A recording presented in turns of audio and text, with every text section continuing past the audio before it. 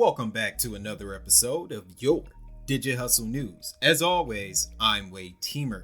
This morning, we got the official press release from the White House about Joe Biden's executive crypto order.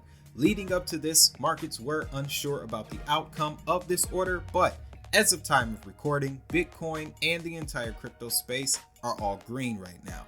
When we read through this order, you'll understand why.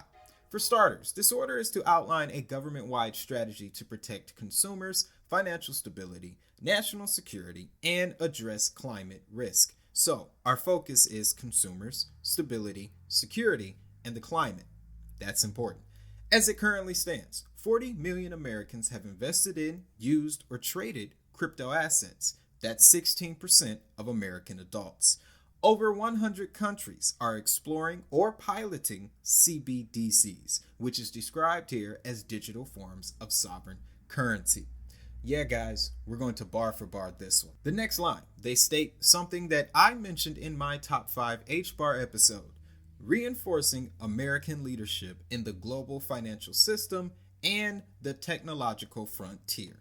The United States must maintain technological leadership in this rapidly growing space, supporting innovation while mitigating risk for consumers, businesses, and the broader financial climate. It must play a leading role in international engagement and global governance of digital assets consistent with democratic values and U.S. global competitiveness. This is exactly what I meant when I said Made in America for H-bar. It's from Texas. It's American ingenuity. Man, I can just see the ads right now.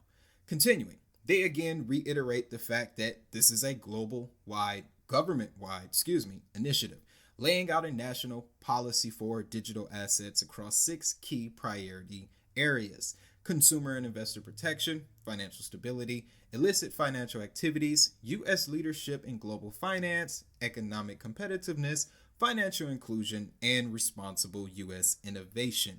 Now, on the subject of protecting consumers, investors, and businesses, the Department of Treasury and other organizations will be responsible for developing policy recommendations to address the implications of the growing digital asset space. This order will also encourage regulators to ensure proper oversight and safeguard against systemic financial risk. Systemic risk is another way of saying, how can we now integrate this new system without breaking the status quo? The next section applies that same notion to the global landscape. This is to be handled by the Financial Stability Oversight Council. Then we have the mitigation of illicit financials. This is where we see agencies working with U.S. allies to ensure international frameworks, capabilities, and partnerships. Now, the U.S. is in the global conversation, guys. Next section, we talk promoting U.S. leadership in tech and finance. Again, this is why I said what I said about H-bar. But the same could be said for XRP, XLM, and even Digibyte. Okay? I'm sure Jared was not in Singapore when Digibyte was established. But the order states that the Department of Commerce will work across levels of government to establish a framework to leverage digital assets. So, new technologies involving digital assets are coming. Remember, guys, there are at least 6,000 patents that the U.S. Patent Office does not make public. On top of this, we know SEC filings related to Bitcoin had a 50% spike from Q4 of last year. On top of that, we have numerous metaverse trademarks, and I have to mention here, H-bar's IP is now open source. So, this is how society moves, guys, in phases. Last year, these foundations were laid all in preparation for coming regulations. Now, we only have 3 more sections to go through, but I want to add a little more clarity to this situation. In 2021, what all did we see? El Salvador legalized Bitcoin as tender. Brazil became a mecca for crypto. India allowed for the use of it. China and the digital yuan. Ukraine legalized crypto. Australia, Switzerland, Africa, the Bahamas all regulated or incorporated digital assets into their economies. What we saw were examples of how it could work. Now, as America does with everything, crypto regulation will be cool because of American influence. This means that now we are going to see a tidal wave of crypto acceptance across the globe. To reinforce my point, I'll give you just one example. American football can trace its roots back to soccer and rugby, two professions that have been around for decades prior to the Americanized version of football. But it wasn't until the introduction of the NFL that all three sports resurged in popularity. Simply put, American influence still is a powerful motivator for many nations, guys. Now, getting back to the order, the next section covers affordability and access to the new services.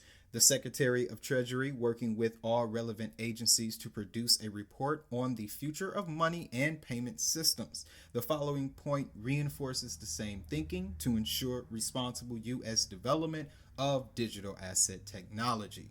Now, the last and probably most crucial paragraph, the exploration of a U.S. central bank digital currency. Guys, we're going to read straight through this one.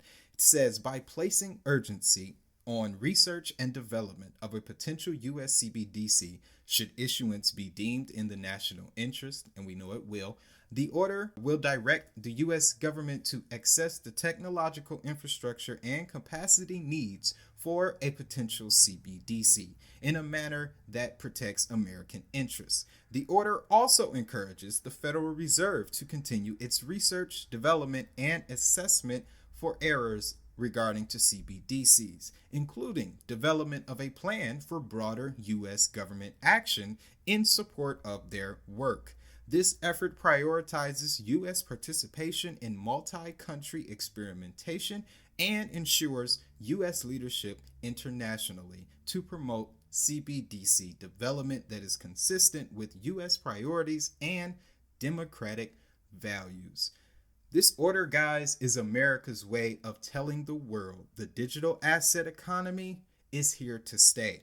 They are placing urgency on this research. The research and development, we know who the players are conducting that research. That multi-currency experimentation, we know that's the multi-CBDC network that can only exist on an internationally standardized, organized payment messaging system. This goes all the way back to last January, when Biden put forth the $1 trillion infrastructure package with a distinct focus on emergent technologies. That saw a 2021 that produced the most innovation of this space since its inception. DeFi 2.0, IoT, digital identity, augmented reality, virtual reality, gaming, the environment, all sectors got touched. And if you're curious about how the markets responded, this was recorded while I was making this episode. We're up 10% on the day. This means that numbers do not lie.